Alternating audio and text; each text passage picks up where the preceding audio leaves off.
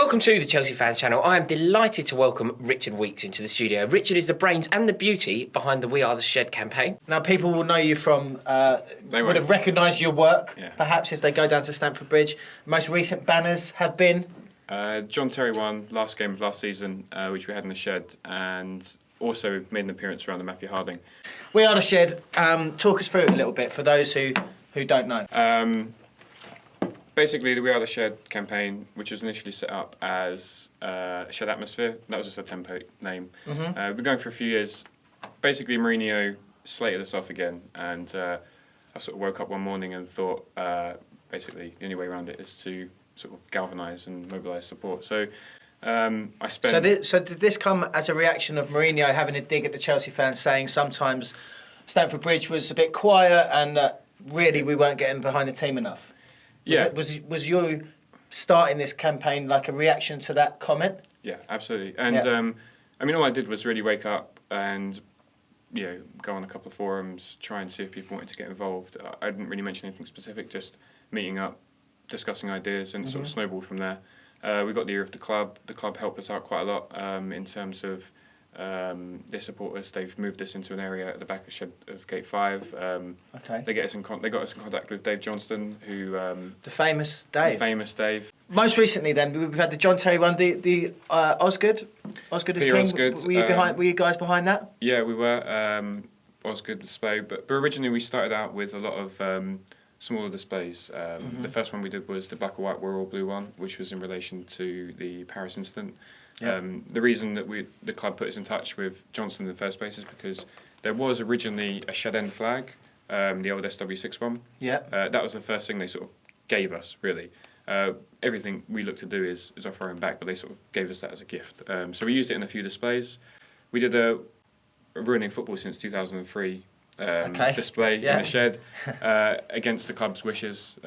Actually, they didn't find it funny, but everyone seemed to love it. So we started small, and to be fair, the initial sort of displays were all very handmade. We spent weekends buying fabric, spray painting, making stencils. So This is all done for the love, the love of the club. Exactly. All your own spare time and stuff like that. Yeah. So Rich, today, what we're here to talk about is you guys, can't continue to do all this off, your own back, essentially, can you? You're sort of here today to reach out to the wider community because you've got a very special couple of events coming up. Is that right? I think, first of all, the only reason we've been able to do anything so far is because of donations from supporters, which we've raised money for on Twitter. So, for example, the new Shed flag, which you'll see against Liverpool, cost over £2,000. £2,000? Every penny of that came from donations from supporters. Okay, that's brilliant. And everything before has been this is sort of our biggest purchase, this flag. And going forward, of course, we want to do bigger and better displays. If you look at a timeline of our displays, which you can see on the screen, we'll flick through. You can see that we sort of started off with just handheld banners, and it turned into bigger displays. And then we did the Osgood one, the John Terry one, and this season you're going to see bigger and better things. And the only way we're sort of at a stage now where they're getting so big that they are, to do them continuously, they're becoming quite expensive. So obviously, the more donations that we get, the more we can. The more displays we can do, really. Definitely. So you've set up a page where people can donate, donate their money that will go towards, creating bigger and better banners for upcoming fixtures.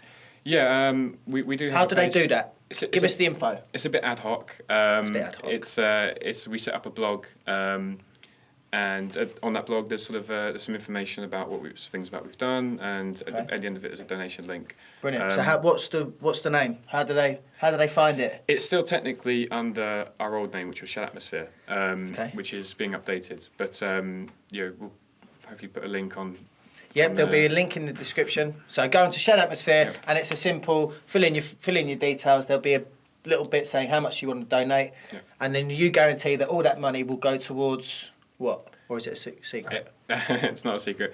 No, every single penny goes towards either materials or if we're making it ourselves, or if we're ordering it, then whatever that is. And we're completely transparent. I've been keeping a record of all payments and everything, which we can publish, and people's names. Check him out.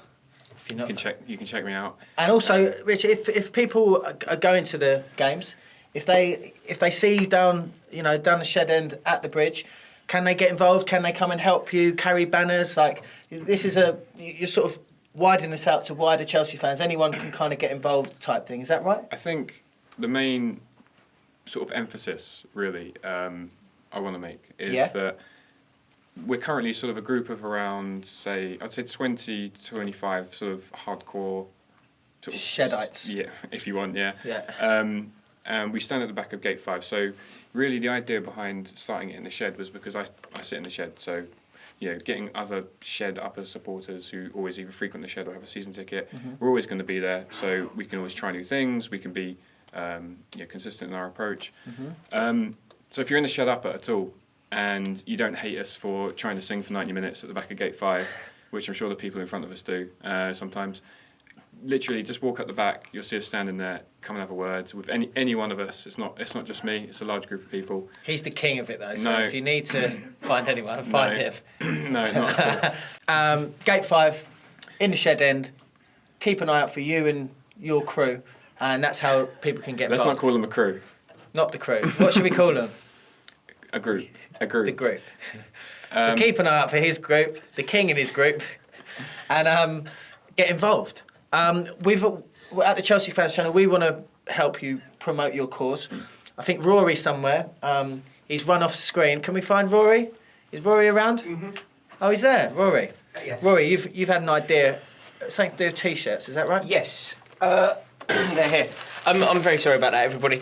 If you wish to donate, Rich can check the names and you'll let me know somebody who's donated and I'll get in touch with you. I'll find you on Twitter or something and you will get an Antonio Conte t-shirt. Make sure you do. Rich is doing a splendid job and the group is doing wonderful things for the club. And I'm sure you'd all agree it's a really worthy cause. Yeah, and if you want to do something similar in your part of the ground, get in touch as well and we'll help you out. Make sure you check these boys out. Remember, blue is the colour. Hello and welcome to the Chelsea Fans Channel. It is my absolute honour to be joined here today by my childhood hero, Mr. Kerry Dixon. Kerry, how are you?